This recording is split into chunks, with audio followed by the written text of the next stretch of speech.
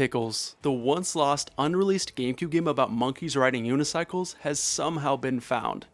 By me. About a week ago, I made a video about this insane piece of lost media, a video which I highly recommend watching first for a little more context. In that video, I mentioned I was only able to get one level to boot up. Well, let's go ahead and bump that number up to 5. That's right, after hours and hours of testing, I was able to get levels 2, 4, 5, and 6 working in addition to 1. Level 1, of course, being the one I showed off in my first video. The only ones I couldn't get running were level 3 and then the entirety of World 2, but I have a suspicion that World 2 doesn't even exist. More on that later though. In addition to gameplay footage of 4 new levels, I'll be giving you guys a ton of juicy new information on Pickles and its developers, Santa Cruz Games. I was able to get in touch with the founder of the company's son as well as a developer who actually worked on Pickles. Finally, I'll be announcing what exactly we're going to be doing with the disc. Are we dumping it, having somebody else dump it, keep it for our own selfish gain? Selling it to the highest bidder? Let's go ahead and learn some more Pickles lore in this huge update video. There's a lot to cover, so go ahead and grab yourself a drink or a snack and let's get right into it. Chapter 1, the founder's son. Shortly after releasing my last video, I learned that the NR GameCube and Pickles disc I bought actually belonged to the founder and owner of Santa Cruz Games, the company that made Pickles. Remember Benno, the name scribbled on those memory cards?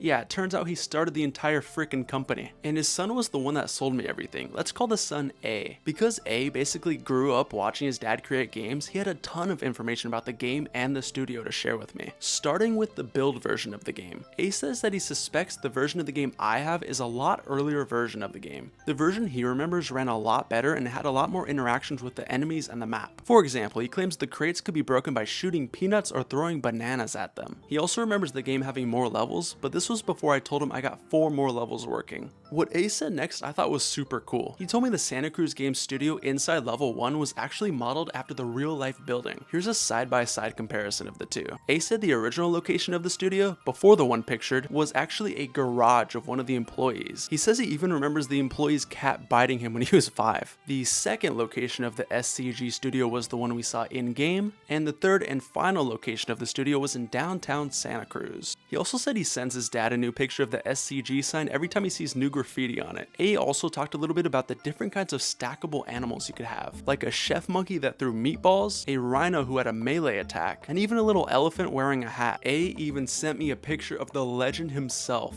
Benno, and he looked like a pretty chill dude, I'm not gonna lie. He then mentions that the entire company went by nicknames and that nobody knew each other's real name, which I thought was super cool. This was confirmed by an actual developer I spoke to, but we'll get to him soon. Benno's nickname was Bennosoft, the lead programmer was Eggy, there was an artist named Snowball, a guy named Moonster, Corrupto, and the lead artist or programmer, Tweak. But not because he was a tweaker, but because he would tweak things until they were perfect. Tweak had a tiny blind chihuahua named Jumbo, and apparently the dog even makes a cameo appearance on a Santa Cruz Games version of the Game Boy Advance video, which A said he's actually going to try to send to me, so be on the lookout for that. Hearing all this from A was actually incredible. He was the closest person to the company that didn't actually work for the company, but I ended up talking with someone who did, and his nickname was Corrupto. You may remember me mentioning him earlier. He's a fella who actually went on to make a couple pretty successful games, the Bit Trip series being one of the most notable. I played those games a ton growing up, so talking to this guy was actually really cool. That brings us to Chapter 2.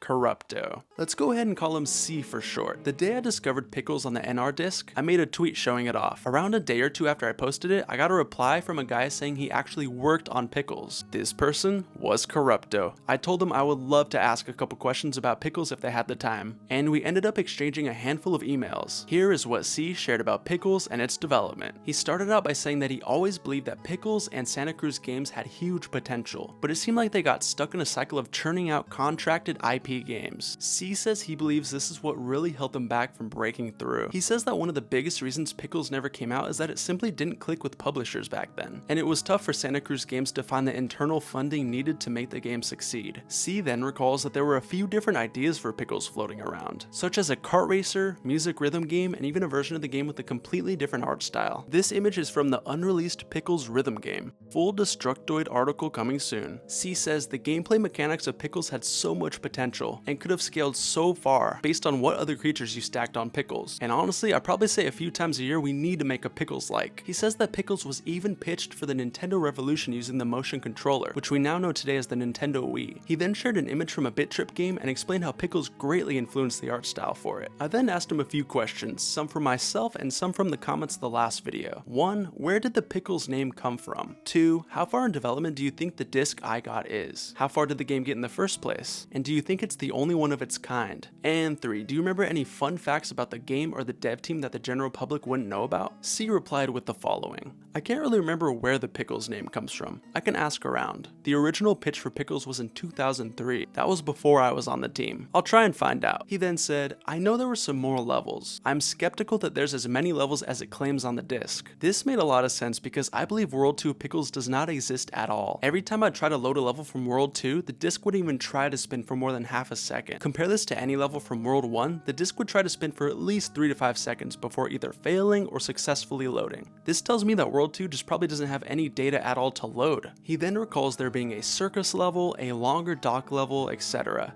And he was right. I actually got these exact levels working and I'm gonna show you guys gameplay soon. Corrupto said, the SCG team was a lot of fun. We were like the Mad Max of game developers. Everyone had nicknames. I only remember some of the team's real names. I only worked on a few things in Pickles, but I do recall working the most on the last version of the game, which had a completely different art style. There was also a parrot that I nicknamed Laserbeak that belonged to one of the owners. It was allowed to roam free. It would crawl up people's chests and want to put its head in their mouth. Very unsettling, but it would try to get in your mouth so it could sing. In the middle of the day, it would let out the most blood-curdling, eardrum-tearing scream. I found this on the SCG website. It basically sums it all up. All games developed by SCG were created by a crew of amazing people and creatures. Scrappy and playful, hardworking misfits dedicated to shipping on time with the best quality. We were Santa Cruz Games, a different type of game creator, long lost and now extinct. And I think that was the perfect note to end our conversation on. During all the conversations I had, I heard nothing but amazing things about Santa Cruz Games. It sounds like they were an extremely talented, fun-loving team that was sadly held back by the need to keep making licensed games just to keep the lights on. So what do you say we make them proud and shine some light on their hard work that never got to see the light of day? Keep in mind this footage is from an earlier version of the game, so don't judge it too harshly. Without further ado, let's check out the 4 new levels that I managed to get gameplay footage of. Chapter 3,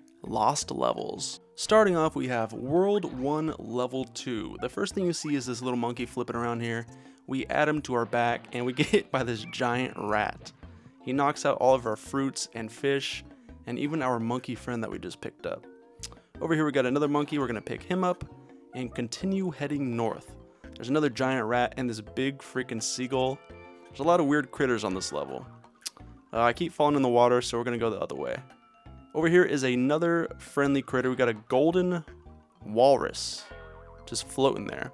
And he's actually pretty useful. Check this out. If you run up to him, he flings you across the water effortlessly. Boom. Look how cute this guy is. Holy crap. Over here we got another monkey. Pick him up. And one more gold walrus flings us over the water. Oh my god. Fling over the water and freaking rat.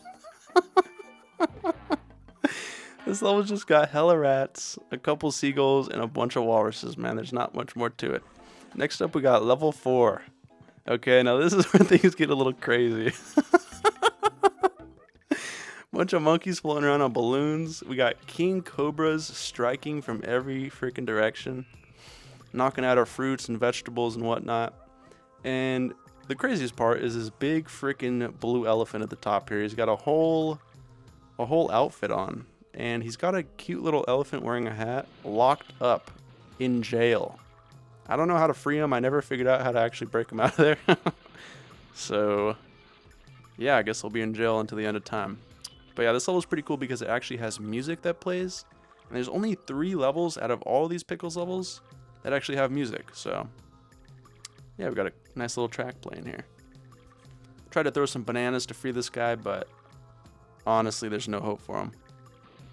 Also, they made these freaking cobras a little bit too aggro, man. Like, they come at you like 100 miles an hour right when you spawn into the level. They're like spawn camping you. They automatically hit you and knock out all your fruits and rubies. I don't know, man, it's a little much. Next up, we got World 1 Level 5. Now, this level's pretty crazy. You're going to find out why in 1 second. So we got this elephant here. He's not locked up in jail anymore. But once you add him to your team... Oh, hold on, let me pick him up. Let's pick him up again. He's got a peanut machine gun. Hold down the A button. This guy starts letting these peanuts rip at 100 miles an hour. I don't know if he's supposed to shoot that fast. It looks like he almost got like cheat engine on or something. He's shooting those peanuts like comically fast.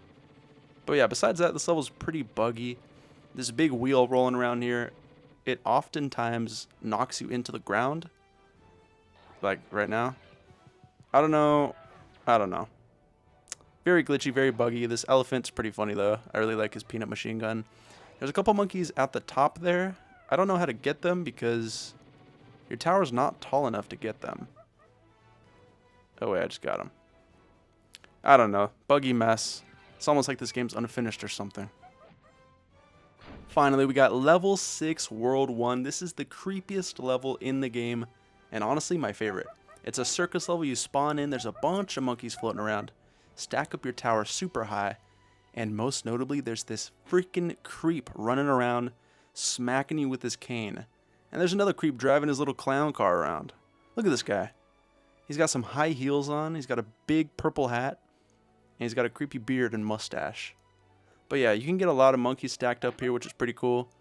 As you can see here, we got what? 1, 2, 3, 4, what? 8 monkeys? That's a pretty serious tower. This guy keeps trying to smack you, but I don't know if there's like a hitbox on his weapon or anything. I tried to throw bananas at him. No dice. But I did hit a sick little trick off that ramp right there. You see that? My monkeys are flinging around all crazy. This is also similar to the image that was shown off on the Unseen 64 website. So, pretty cool to find that actual level.